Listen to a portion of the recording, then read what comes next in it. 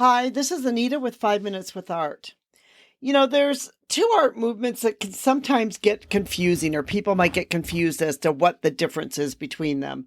One is the Impressionism art movement, and the other is the Expressionism art movement.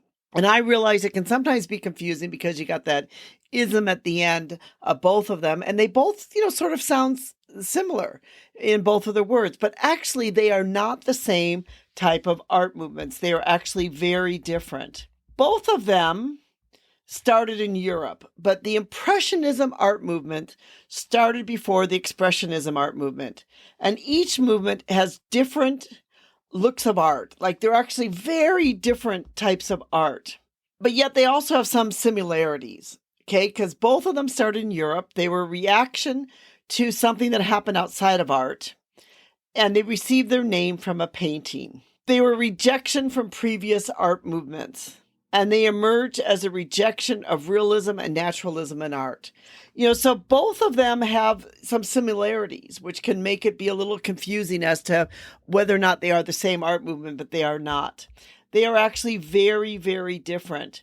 In fact, it was Claude Monet's painting, which is Impressionism Sunrise, where the name Impressionism came from. Impressionism started in Europe in the late 18th century. The Impressionists paid special attention to depicting the impression of light and the changes of the effect of light. For the Impressionist artists, capturing the light was extremely important. Because of light and the changing qualities of light were so important, many of these Impressionist artists, they painted outdoors. An example would be Claude Monet. A lot of his paintings are paintings of the outdoors.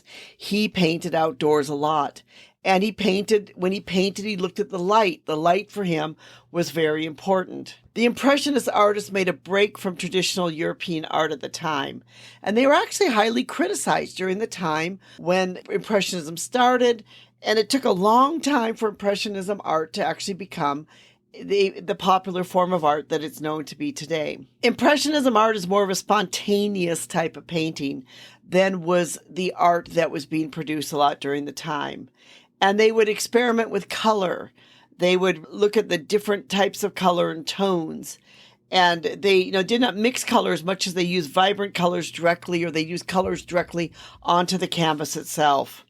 Their brushstroke was more spontaneous, and it was broad brushstrokes. Many times they used the painting knife or the palette knife in their painting. So that's really how the Impressionist artists were, that they were this very different. The Expressionism artists, on the other hand, also started in Europe. It was in the early 20th century. It started in Germany and Austria. And it came after the Impressionism movement. So this is important to understand, that it was after the Impressionism movement, the Expressionism movement came into place.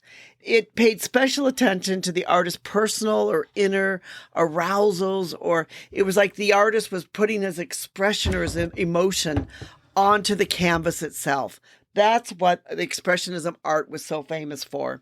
The artists saw this sort of like as dehumanizing the industrialization that was going on, things that were going on around them. They would put this onto the canvas itself. It was sort of a reaction to even in Impressionism art itself. And it showed a lot of emotion. So it would show, like, a lot of times the dark side of the human experience would be put into the Expressionism art. Many artists, they would incorporate fantasy or violence even in their subject matters to show extreme emotion. So they would use, colors, but they use them kind of in a subjective way. For example, a face could be green or the sky could be orange. It wasn't exactly, the sky was not exactly orange and a person's face was not green, but they would use those colors as a way to evoke some type of emotion. So even though these two types of art were, had some similarities, they also had a lot of differences. So I've written quite a long blog post where we have some of the different paintings on there that explain it more, called The Similarities of Expressionism and Impressionism Art and Their Differences. So if you'd like to be able to read more about it, we'll put a link into this podcast for you to go on there and to see some of the different types of artwork. We've listed out, some of our pick of the top artists of the Impressionists, of the Expressionists, our top artists, and why we kind of consider them to be some of the top artists of both of these art movements. This is Anita from 5 Minutes with Art. Thank you so much for listening, where we talk about all things to do with art and a bit of an education of art each week. So if you're thinking about Impressionism and Expressionism, some of the key things to remember is Impressionism art movement came first, Expressionism art movement came later. They both were movements that were started in Europe, but they were movements that happened at different times in Europe and were reaction to different things that were happening during that time. And the art between the two is actually very different. Thank you so much for listening. We appreciate you being part of our community. If you have any questions, we'd love to be able to hear from you. If you have any thoughts, we'd love to hear from you too. Give us a thumbs up, subscribe, and we'd like to thank those who helped make this possible, especially Rico, helping put this podcast together. Thank you.